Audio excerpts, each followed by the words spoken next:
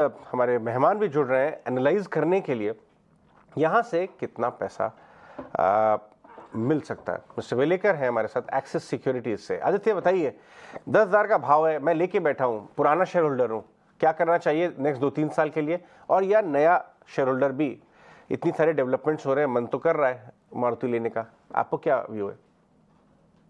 Good morning. हमारा view तो मारुति के ऊपर पहले से ही पॉजिटिव था। हमारे टॉपिक्स में भी ये स्टॉक था।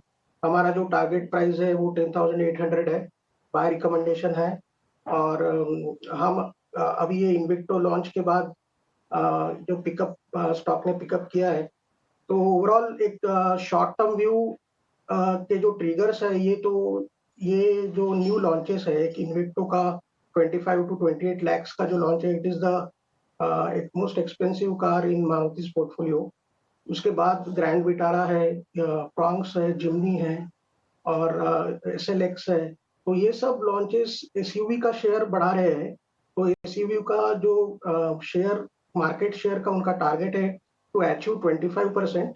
अभी 18 से 19% का FY23 में उनका एसयूवी शेयर था, वो 25% तक ले जाने का उनका कोशिश है। तो ये सब लॉन्चेस की वजह से उनका क्वालिटी ऑफ एक्सपांशन जो है वो बढ़ने वाला है। तो अगर हम मारुति को इंडिपेंडेंटली देखें तो उनका वॉल्यूम एक्सपांशन स्टोरी तो कंटिन्यू होगा। से अभी 20 लाख अगर वो बना रहे हैं और अगर आने वाले 2 से 3 साल में वो 25 लाख तक जाते हैं, तो ये जो वॉल्यूम एक्सपांशन होने वाला है उसमें एसयूवी का शेयर जो है वो बढ़ने वाला है। तो उसके वजह से ये होता है कि फाइनेंशियल्स में एक पॉजिटिव इम्पैक्ट आएगा, बिकॉज एसयूवी का जो व्हीकल प्राइस रियलाइजेशन है वो अच्छा है। तो अभी हम लोग ऐसे एज्यूम कर रहे हैं कि अगर 6 लाख पर व्हीकल उनका रियलाइजेशन है, तो वो इम्प्रूव होके 7 लाख पर व्हीकल रियलाइजेशन इम्प्रूव हो सकता है, because of this high price SUV launches.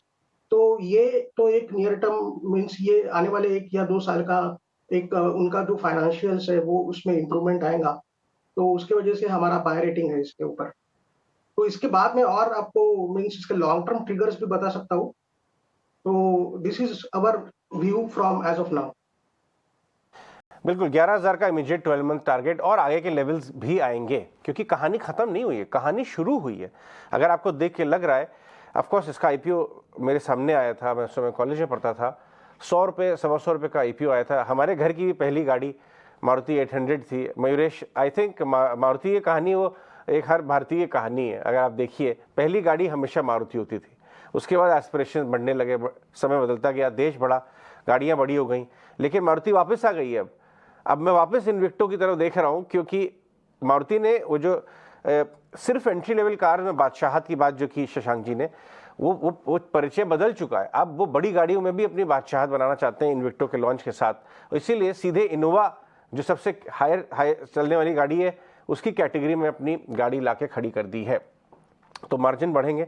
मैं बताऊं, 100 रुपये वाला, 100-125 रुपये वाला आईपीओ इशू प्राइस 10,000 रुपये हो गया है। 100 बैगर, ये 100 बैगर की कहानी है। लेकिन पैसा यहाँ से ही बनेगा, ऐसा वेलेकर जी का मानना है। और चार्ट्स पे भी अभी राहुल घोष यही कह रहे थे। बहुत ही शानदार कहानी है मारुति की, इसको हम ज़रूर बात करते रहेंगे। इंडिया में सबसे ज़्यादा मल्टी बैगर्स हुए हैं पूरे एशिया में। किसी ने रिपोर्ट निकाली थी, आपने भी पढ़ी होगी हाल ही में, कि सारे बड़े मार्केटों की अगर एनालिसिस की जाए तो सबसे ज़्यादा मल्टी बैगर्स इंडिया में हुए हैं। ऐसी स्टोरीज़ हैं मारुति जैसी।